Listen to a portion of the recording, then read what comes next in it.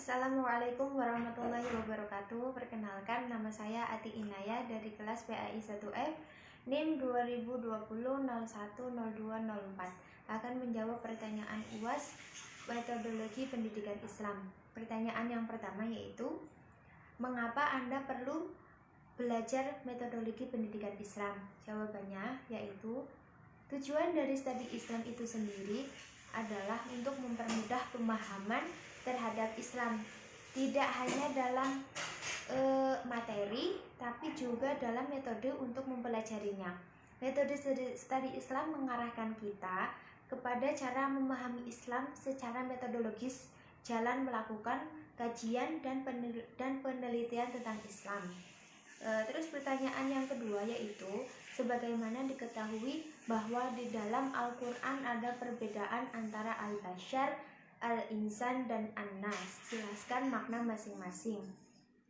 Jawabannya yaitu, pertama, al-bashar, bahwa manusia itu diciptakan oleh Allah Subhanahu wa Ta'ala dalam bentuk yang paling sempurna dibandingkan dengan makhluk yang lainnya di muka bumi ini. Kedua, sebagai an-nas, dikatakan bahwa manusia itu adalah makhluk sosial yang saling bergantung antara satu dengan yang lainnya. An-nas dituntut untuk menghargai satu dengan yang lainnya, walaupun secara fisik, kebiasaan, dan bangsa yang berbeda-beda. Dan yang ketiga yaitu manusia sebagai al-insan, disebutkan sebagai makhluk dengan diberi karunia akal yang berlawanan dengan binatang ternak dan sebagainya. Inilah keistimewaan manusia dibandingkan dengan makhluk yang lainnya. Dengan karunia akal itu, manusia itu ditunjuk menjadi khalifah atau pemimpin di muka bumi. Bersama dengan keistimewaan itu, melekat sederet tanggung jawab yang akan dimintai pertanggungjawabannya oleh Allah Subhanahu wa Ta'ala. Dan yang selanjutnya, pertanyaan yang nomor 3 yaitu, mengapa hanya manusia yang memiliki kesempatan untuk mendapatkan predikat khalifatullah? Jelaskan. Jawabannya yaitu, karena manusia merupakan makhluk ciptaan Allah Subhanahu wa Ta'ala yang paling sempurna, yang memiliki akal pikiran, memiliki kekuatan. Manusia dengan makhluk Allah lainnya sangat berbeda. Apalagi manusia memiliki kelebihan-kelebihan dengan ciptaannya, dengan diciptakan dengan sebaik-baik untuk penciptaan.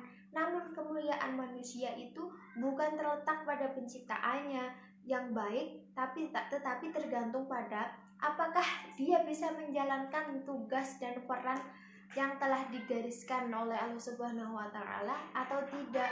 Bila tidak, maka ia akan dimasukkan ke dalam neraka dengan segala kesengsaraannya. Selanjutnya, pertanyaan yang nomor 4. Menurut sudut pandang Anda, agama hasil dari kebudayaan atau sebaliknya? Jelaskan. Menurut saya, mengenai agama dan budaya, bahwa agama itu bersumber dari Allah Subhanahu wa Ta'ala, sedangkan budaya itu bersumber dari manusia. Agama adalah karya Allah, sedangkan budaya adalah karya manusia. Dengan demikian, agama bukan bagian dari budaya, dan budaya juga bukan bagian dari agama. Ini tidak berarti bahwa keduanya itu terpisah sama sekali, melainkan saling berhubungan erat melalui agama yang dibawa oleh para nabi dan rasul. Allah Sang Pencipta menyampaikan ajaran-ajarannya mengenai hakikat Allah, manusia, alam semesta, dan hakikat kehidupan yang harus dijalani oleh manusia. Ajaran-ajaran Allah yang disebut agama itu mewarnai corak budaya yang dihasilkan oleh manusia-manusia yang memeluknya. Selanjutnya, pertanyaan yang nomor 5 yaitu, dalam perkembangan budaya ada istilah akulturasi dan asimilasi. Jelaskan pengertian akulturasi dan asimilasi dan berikan contohnya.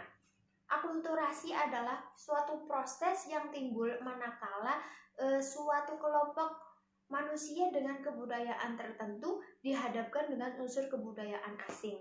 Kemudian kebudayaan asing itu lambat laun diterima dan diolah ke dalam kebudayaan itu sendiri tanpa menyebabkan hilangnya unsur kebudayaan kelompok itu sendiri. Contoh akulturasi saat budaya RAP dari negara asing digabungkan dengan bahasa Jawa, sehingga meng-RAP dengan menggunakan bahasa Jawa. Ini terjadi di acara Simfoni Semesta Raya. Dan contoh akulturasi itu sendiri yaitu Masjid Menara Kudus, di mana perpaduan antara budaya Islam dengan budaya Hindu. Yang kedua yaitu pengertian asimilasi. Asimilasi yaitu adalah pembaruan dua kebudayaan yang disertai dengan hilangnya ciri khas kebudayaan asli sehingga membentuk kebudayaan baru. Suatu asimilasi itu ditandai oleh usaha-usaha mengurangi perbedaan antara orang yang satu dengan orang yang lainnya. Maksudnya dengan yang satu atau dengan kelompok yang lainnya. Untuk mengurangi perbedaan itu, asimilasi meliputi usaha-usaha mempererat kesatuan tindakan, sikap, dan perasaan dengan memperhatikan kepentingan serta tujuan asimilasi dengan tujuan bersama. Contoh asimilasi yaitu orang etnis Tionghoa yang tinggal di Indonesia. Selanjutnya pertanyaan yang nomor 6 yaitu dalam memahami Al-Quran setidaknya ada pemahaman teks, konteks, dan kontekstualisasi. Dan jelaskan apa yang dimaksud dengan apa itu teks, konteks, kontekstualisasi, dan berikanlah contohnya. Pemahaman teks yaitu adalah untuk memahami Al-Quran dengan cara lisan atau tulisan. Selanjutnya konteks. Konteks adalah memahami Al-Quran sesuai kondisi di mana suatu keadaan itu terjadi.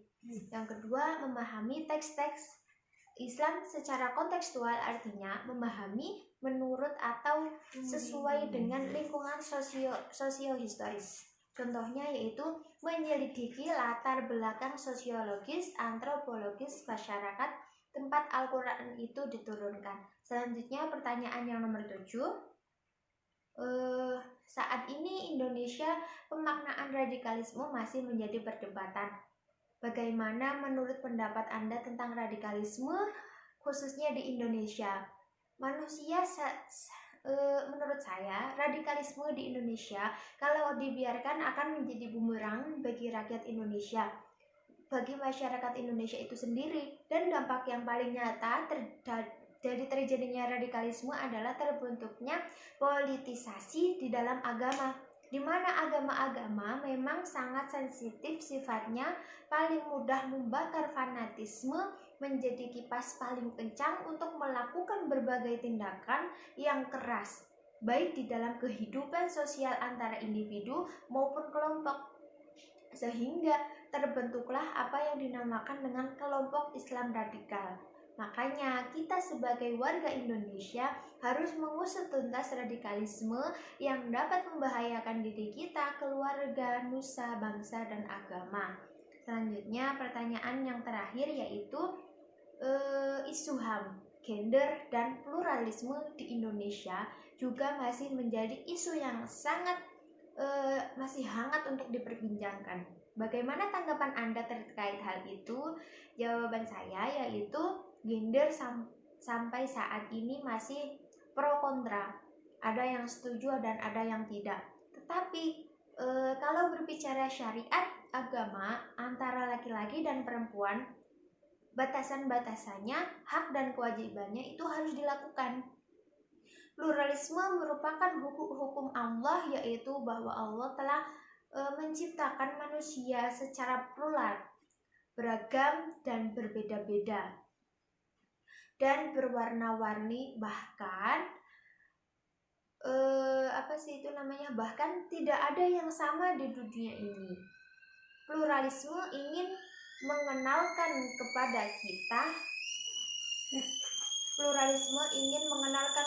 kita manusia akan adanya keberaneka-ragaman dalam hal budaya, terus juga pikiran, terus ideologi maksud saya ras, keyakinan, jenis kelamin, biologi, sosial, dan geografis, dan sebagainya. Pluralisme merupakan pandangan dasar Islam sekaligus cara yang baik untuk mengatasi konflik dan kekerasan antar masyarakat. Terima kasih, itu jawaban saya, kurang lebihnya mohon maaf. Wabillahi taufiq wal hidayah. Wassalamualaikum warahmatullahi wabarakatuh.